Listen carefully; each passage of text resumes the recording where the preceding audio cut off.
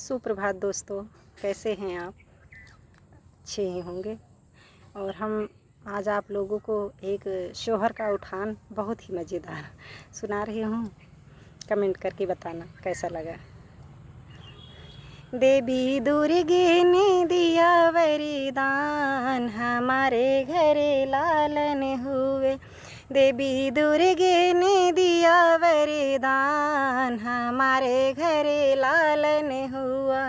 देवी दुर्गे ने दिया वरदान, हमारे घरे लालन हुए।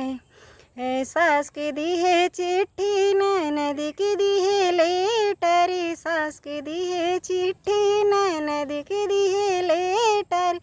जेठनी रानी के दिया डबल तार, हमारे घरे लालन वह जेठनी रानी को दिया डबल तार, हमारे घरे लालन हुए। देवी दुर्गे ने दिया वरदान, हमारे घरे लालन हुए।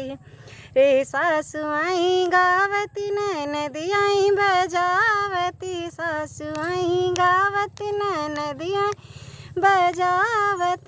जेठनी रानी के फूला दोनों गाल, हमारे घरे लालन हुए हो। जेठनी रानी के फूला दोनों गाल, हमारे घरे लालन हुए। जेठनी रानी के फूला दोनों गाल, हमारे घरे लालन हुए।